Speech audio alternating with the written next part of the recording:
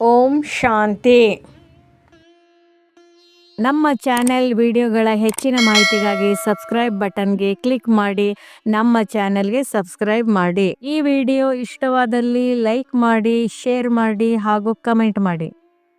ಸಾಪ್ತಾಹಿಕ ಶಿಕ್ಷಣ, ಪರಮಾತ್ಮನ ಪರಿಚಯ, ಸುಪ್ರೀಂ ಸೋಲ್ ಇಂಟ್ರೊಡಕ್ಷನ್. ಪರಮಾತ್ಮ ಯಾರು, ಎಲ್ಲಿ ಇರುತ್ತಾರೆ, ಅವರ ಪಾತ್ರವೇನು? ಇದು ಆಧ್ಯಾತ್ಮಿಕ ಜ್ಞಾನ ಆಧಾರವಾಗಿದೆ. ಪರಮಾತ್ಮ ಯಾರು? ಪರಮಾತ್ಮನು ಸರ್ವ ಆತ್ಮರ ತಂದೆ. ಅವರು ಶರೀರವಿಲ್ಲದ ಶುದ್ಧ ಆತ್ಮ. ಅವರು ಬೆಳಕಿನ ಚಿಕ್ಕ ಬಿಂದು, ಪಾಯಿಂಟ್ ಆಫ್ ಡಿವೈನ್ ಲೈಟ್ ಆಗಿದ್ದಾರೆ. ಶಾಶ್ವತ ಅಜರಾಮರ, ಜನನ ಮರಣಕ್ಕೆ ಒಳಪಡುವುದಿಲ್ಲ. ಶುದ್ಧ ಜ್ಞಾನ ಸಾಗರ, ಪ್ರೇಮ ಸಾಗರ. ಪರಮಾತ್ಮ ಶಕ್ತಿ ಸಾಗರನಾಗಿದ್ದಾರೆ ಮತ್ತು ನಾವು ಆತ್ಮಗಳು. ಆದರೆ ಪರಮಾತ್ಮನು ಪರಮ ಆತ್ಮ, ಎಲ್ಲ ಆತ್ಮಗಳಿಂದ ಶ್ರೇಷ್ಠನು, ಉನ್ನತನು. ಪರಮಾತ್ಮನ ಹೆಸರು ಏನು?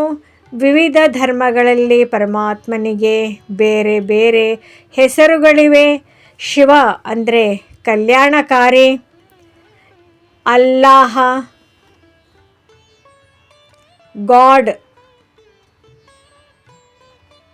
ಮತ್ತು ಈಶ್ವರ. ಅನೇಕ ನಾಮಾಂಕಿತಗಳು. ಆಧ್ಯಾತ್ಮಿಕ ಜ್ಞಾನದಲ್ಲಿ ಅವರನ್ನು ಪರಮಾತ್ಮ ಶಿವ ಎಂದು ಕರೆಯುತ್ತಾರೆ.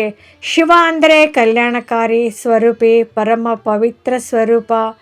ಶಿವನು ಲಿಂಗ ರೂಪದಲ್ಲಿ ಪೂಜಿಸಲ್ಪಡುತ್ತಾರೆ. ಅದು ಬೆಳಕಿನ ಬಿಂದುವಿನ ಸಂಕೇತವಾಗಿದೆ. ಪರಮಾತ್ಮ ಎಲ್ಲಿ ಇರುತ್ತಾರೆ? ಪರಮಾತ್ಮನು ಭೂಮಿಯಲ್ಲಿ ಸದಾ ಇರುವುದೂ ಇಲ್ಲ. ಅವರು ಇರುವುದು ಅವರದೇ ಸ್ವಧಾಮ, ಶಾಂತಿಧಾಮ, ಪರಮಧಾಮ, ನಿರ್ವಾಣಧಾಮ, ಅಶರೀರಿ ಲೋಕ, ಪರಲೋಕ, ಬ್ರಹ್ಮಲೋಕ. ಅದು ಸೂರ್ಯ ಚಂದ್ರ ತಲುಪದ ಸ್ಥಳ. ಶುದ್ಧ ಆತ್ಮಗಳ ನಿವಾಸವಾಗಿದೆ, ಆತ್ಮಗಳ ಲೋಕ. ಅಲ್ಲಿ ಪರಮಾತ್ಮನು ಶಾಶ್ವತ ಶಾಂತಿ ಸ್ಥಿತಿಯಲ್ಲಿ ಇರುತ್ತಾರೆ. ಪರಮಾತ್ಮನು ಭೂಮಿಗೆ ಯಾವಾಗ ಬರುತ್ತಾರೆ ಅಂದರೆ ಪರಮಾತ್ಮ ಬರುವ ಸಮಯ ಯುಗದ ಚಕ್ರದ ಅಂತ್ಯದಲ್ಲಿ, ಕಲಿಯುಗದ ಅಂತ್ಯ ಸಮಯದಲ್ಲಿ ಎಂದು ಹೇಳಬಹುದು. ಅವರು ಭೂಮಿಗೆ ಅವತರಣೆ ಮಾಡುತ್ತಾರೆ. ಆದರೆ ಅವರು ಜನನ ಮರಣ ಚಕ್ರದಲ್ಲಿ ಬರುವುದಿಲ್ಲ, ಜನ್ಮ ತೆಗೆದುಕೊಳ್ಳುವುದಿಲ್ಲ.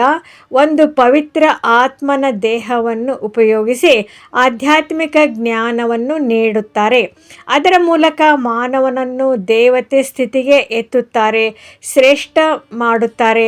ಪರಮಾತ್ಮನ ಮುಖ್ಯ ಕಾರ್ಯವಾಗಿದೆ ಅಂದರೆ ಕರ್ತವ್ಯವಾಗಿದೆ ಆತ್ಮಗಳಿಗೆ ಸ್ವಪರಿಚಯ ಕೊಡುವುದು, ಪಾಪ ನಾಶ ಮಾಡುವುದು, ರಾಜಯೋಗ ಕಲಿಸುವುದು, ಹೊಸ ಸತ್ಯುಗದ ಸ್ಥಾಪನೆ ಮಾಡುವುದು. ಅವರ ಗುರಿ ಉದ್ದೇಶವಾಗಿದೆ ಮಾನವನನ್ನು ದೇವತೆಯನ್ನಾಗಿ ಮಾಡುವುದು, ಮಾನವನಿಂದ ಮಹಾಮಾನವ, ದೇವ ಮಾನವ ಮಾಡುವುದು. ಒಂದು ಸುಂದರ ಉದಾಹರಣೆ ಜೊತೆಗೆ, ಒಂದು ಮಗು ಕತ್ತಲೆಯ ಕೊಠಡಿಯಲ್ಲಿ ಅಳುತ್ತಿತ್ತು. ಅದು ದಾರಿಯನ್ನೇ ಕಾಣಲಿಲ್ಲ. ಆ ಸಮಯದಲ್ಲಿ ತಂದೆ ಬಂದು ಒಂದು ಟಾರ್ಚ್ ಲೈಟ್ ಹಿಡಿದು ಒಳಗೆ ಬಂದರು. ಮಗು ಸಂತೋಷದಿಂದ ಹೇಳಿದರು, ಅಪ್ಪ, ಈಗ ನನಗೆ ದಾರಿ ಸಿಕ್ಕಿತು. ನಾವು ಆತ್ಮಗಳು ಸಹ ಈ ಕಲಿಯುಗದ ಕತ್ತಲೆಯಲ್ಲಿ ಇದ್ದೇವೆ. ಪರಮಾತ್ಮನು ಜ್ಞಾನ ಬೆಳಕಿನಿಂದ ಬರುತ್ತಾರೆ, ನಮ್ಮನ್ನು ಜಾಗೃತ ಮಾಡುತ್ತಾರೆ, ಎಚ್ಚರಗೊಳಿಸುತ್ತಾರೆ.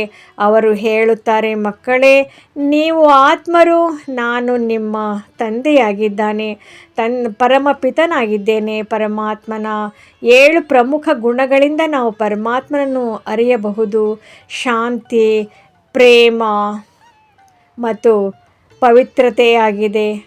ಹಾಗೂ ಪರಮಾತ್ಮ ಜ್ಞಾನ ಭಂಡಾರ, ಗುಣಸಾಗರ, ಶಕ್ತಿ ಸಾಗರನಾಗಿದ್ದಾರೆ.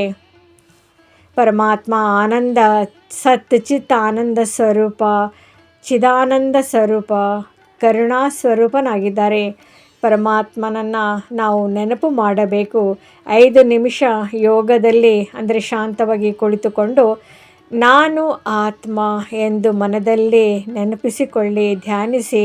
ಮೇಲಿನ ಶಾಂತಿಧಾಮದಲ್ಲಿ ಪ್ರಕಾಶಮಾನವಾದ ಬೆಳಕಿನ ಬಿಂದು ಪರಮಾತ್ಮನನ್ನು ನೋಡಿ ಆ ಬೆಳಕು ನನ್ನ ಮೇಲೆ ಹರಿಯುತ್ತಿದೆ ಎಂದು ಅನುಭವಿಸೋಣ. ಮನದಲ್ಲಿ ಹೇಳಿಕೊಳ್ಳಿ, ಹೇ ಪರಮಾತ್ಮ, ನೀವು ನನ್ನ ಶಾಶ್ವತ ತಂದೆಯಾಗಿದ್ದೀರಿ. ಈ ವಾರದ ಒಂದು ಸಾರಾಂಶ: ಪರಮಾತ್ಮ ಶರೀರವಿಲ್ಲದ ಪರಮ ಆತ್ಮನಾಗಿದ್ದಾರೆ. ಎಲ್ಲ ಆತ್ಮಗಳ ತಂದೆ, ಶಾಂತಿಧಾಮ ನಿವಾಸಿ. ಯುಗಾಂತ್ಯದಲ್ಲಿ ಜ್ಞಾನ ನೀಡಲು ಬರುತ್ತಾರೆ. ರಾಜಯೋಗದ ಮೂಲಕ ಪವಿತ್ರ ಲೋಕದ ಸ್ಥಾಪನೆ ಮಾಡುತ್ತಾರೆ. ಮತ್ತು ಕೊನೆಯ ಸಂದೇಶ ಏನೆಂದರೆ, ಪರಮಾತ್ಮನನ್ನು ತಿಳಿದುಕೊಳ್ಳುವುದು ಜೀವನದ ಒಂದು ದೊಡ್ಡ ಸೌಭಾಗ್ಯವಾಗಿದೆ. ಅವರನ್ನು ಸ್ಮರಿಸುವುದು ಪಾಪ ನಾಶ, ಮನಃಶಾಂತಿ, ಆತ್ಮಬಲ ನೀಡುತ್ತದೆ. ಪರಮಾತ್ಮ ಪರಿಚಯವೇ ಜೀವನ ಪರಿವರ್ತನೆಯ ಪ್ರಾರಂಭವಾಗಿದೆ. ಪರಮಾತ್ಮ ಎಂದರೆ ಪರಮ ಪ್ಲಸ್ ಆತ್ಮ, ಅಂದರೆ ಆತ್ಮಗಳಿಗಿಂತ ಉನ್ನತವಾದವನು, ಸರ್ವೋಚ್ಚ ಆತ್ಮ ಎಂದರ್ಥ, ಶ್ರೇಷ್ಠ ಆತ್ಮ. ಪರಮಾತ್ಮನ ಸ್ವರೂಪ ದಿ ಫಾರ್ಮ್ ಆಫ್ ಗಾಡ್. ಪರಮಾತ್ಮನು ಕಣ್ಣಿಗೆ ಕಾಣುವ ದೈಹಿಕ ರೂಪವನ್ನು ಹೊಂದಿಲ್ಲ. ಆತನು ಜ್ಯೋತಿರ್ಬಿಂದು ಸ್ವರೂಪನಾಗಿದ್ದಾನೆ.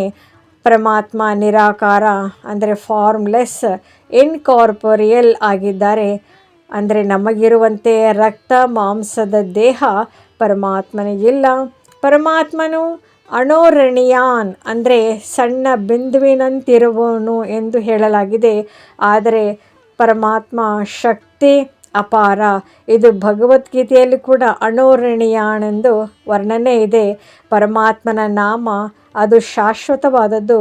ದಿ ನೇಮ್ ಆಫ್ ಗಾಡ್ ಅಂದರೆ ಪರಮಾತ್ಮನನ್ನು ನಾವು ಸದಾಶಿವ ಎಂದು ಕರೆಯುತ್ತೇವೆ. ವಿವಿಧ ಧರ್ಮಗಳಲ್ಲಿ ವಿವಿಧ ರೀತಿಯಲ್ಲಿ ಹೆಸರುಗಳಿಂದ ಪರಮಾತ್ಮನನ್ನು ಕರೆದರೂ ಪರಮಾತ್ಮನ ಮೂಲ ಹಾಗೂ ಗುಣವಾಚಕ ನಾಮ ಶಿವ ಎಂದು ಹೇಳಲಾಗುತ್ತದೆ. ಶಿವ ಎಂದರೆ ಕಲ್ಯಾಣಕಾರಿ, ಶಿವ ಎಂದರೆ ಮಂಗಳಕಾರಿ, ಶಿವ ಎಂದರೆ ಶುಭಕಾರಿ, ಬೆನಿಫ್ಯಾಕ್ಟರ್ ಎಂದರ್ಥ. ಅಂದರೆ ಪರಮಾತ್ಮ ಜಗತ್ತಿಗೆ ಒಳ್ಳೆಯದನ್ನು ಮಾಡುವವನು. ಕತ್ತಲೆಯಿಂದ ಮಾನವನನ್ನು ಬೆಳಕಿನತ್ತ ಅಂದರೆ ಸದ್ಗತಿಯತ್ರ ಬೆಳಕಿನೆಡೆಗೆ ನಡೆಸುವವನು ಎಂದರ್ಥ. ಪರಮಾತ್ಮನು ಅವರ ವಾಸಸ್ಥಾನ, ಅವರ ಲೋಕ, ದಿ ಅಬೋರ್ಡ್ ಆಫ್ ಗಾಡ್. ಅಂದರೆ ಪರಮಾತ್ಮ ಈ ಭೌತಿಕ ಪ್ರಪಂಚದಲ್ಲಿ ಪರಮಾತ್ಮ ಇಲ್ಲ. ಪರಮಾತ್ಮ ಈ ಭೂಮಿ ಮೇಲೆ ವಾಸಿಸುವುದಿಲ್ಲ. ಪರಮಾತ್ಮನ ತನ್ನದೇ ಸ್ವಧಾಮ ಇದೆ. ಆತನ ವಾಸಸ್ಥಾನ ಅದು ಈ ಸೂರ್ಯ, ಚಂದ್ರ, ನಕ್ಷತ್ರಗಳಿಗಿಂತಲೂ ಆಚೆ ಇರುವ ಪರಮಧಾಮ ಅಥವಾ ಶಾಂತಿಧಾಮ. ಇದು ಕೆಂಪು ಮಿಶ್ರಿತ ಬಂಗಾರದ ಹೊಂಬಣ್ಣವುಳ್ಳ ಬೆಳಕಿನಿಂದ ಕೂಡಿದ್ದಾಗಿದೆ. ಆ ಪ್ರಪಂಚವು ಅಂದರೆ ಅಲೌಕಿಕವಾಗಿದೆ, 6ನೇ ತತ್ವವುಳ್ಳದಾಗಿದೆ. ಅದು ಸೋಲ್ ವರ್ಲ್ಡ್ ಆಗಿದೆ. ಅಂದರೆ ಪರಮಾತ್ಮನ ಧಾಮವೇ ಈ ಜಗತ್ತಿನಿಂದ ಶ್ರೇಷ್ಠ ಮಟ್ಟದಲ್ಲಿ ಪರಮಾತ್ಮ ಇದ್ದಾರೆ. ಪರಮಾತ್ಮನ ನಾಮ ಊಂಚ, ಧಾಮ್ ಊಂಚ, ಕಾಮ್ ಊಂಚ ಎಂದು ಹೇಳಲಾಗುತ್ತದೆ. ಪರಮಾತ್ಮನ ದಿವ್ಯ ಗುಣಗಳು ಕೂಡ, ಡಿವೈನ್ ಕ್ವಾಲಿಟೀಸ್ ಕೂಡ. ಪರಮಾತ್ಮನು ಗುಣಸಾಗರ, ಗುಣಭಂಡಾರೆ. ಪರಮಾತ್ಮನು ಅನಂತ ಗುಣಗಳ ಸಾಗರ. ಅದರಲ್ಲಿ ಮುಖ್ಯವಾಗಿ ಪರಮಾತ್ಮ ಜ್ಞಾನದ ಸಾಗರ. ಸೃಷ್ಟಿಯ ಆದಿ, ಮಧ್ಯ ಮತ್ತು ಅಂತ್ಯದ ಜ್ಞಾನವುಳ್ಳವರಾಗಿದ್ದಾರೆ. ಪರಮಾತ್ಮ ಈ ಮಾನವಂಶ ವೃಕ್ಷಕ್ಕೆ ಬೀಜ ರೂಪ ಆಗಿದ್ದಾರೆ. ಅದಕ್ಕೋಸ್ಕರ ಈ ಜಗತ್ತಿನ ಸರ್ವ ಜ್ಞಾನ ಪರಮಾತ್ಮನಲ್ಲಿ ಅಡಕವಾಗಿದೆ. ಅದಕ್ಕೋಸ್ಕರ ಪರಮಾತ್ಮ ಜ್ಞಾನ ಸಾಗರ, ಶಾಂತಿಯ ಸಾಗರ.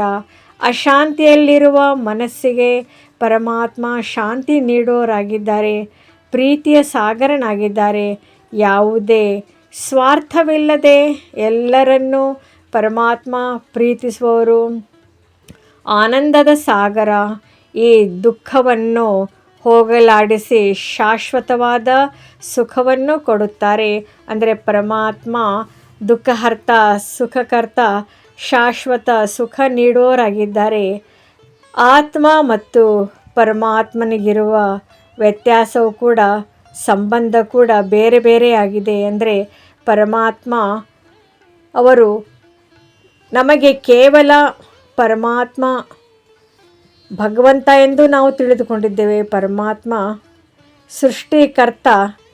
ಪರಮಾತ್ಮ ನಮಗೆ ಹಲವು ರೂಪಗಳಲ್ಲಿ ಸಂಬಂಧಿಯಾಗಿದ್ದಾರೆ. ಕೇವಲ ಸೃಷ್ಟಿಕರ್ತನಷ್ಟೇ ಅಲ್ಲ, ಅಂದರೆ ಪರಮಾತ್ಮ ನಮಗೆ ತಂದೆಯಾಗಿದ್ದಾರೆ, ಸರ್ವ ಬಂಧು ಆಗಿದ್ದಾರೆ, ನಮಗೆ ಜನ್ಮ ನೀಡಿದವರು.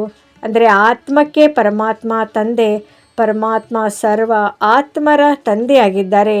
ಜೊತೆಗೆ ನಮಗೆ ಜ್ಞಾನವನ್ನು ನೀಡುವ ಶಿಕ್ಷಕ, ಸತ್ಯವಾದ ಜ್ಞಾನವನ್ನು ಕಲಿಸುವವರು ಪರಮಾತ್ಮನೇ ಆಗಿದ್ದಾರೆ. ಪರಮಾತ್ಮನೇ ಸತ್ಯ ಗೀತಾ ಜ್ಞಾನ ಬೋಧಿತನಾಗಿದ್ದಾರೆ.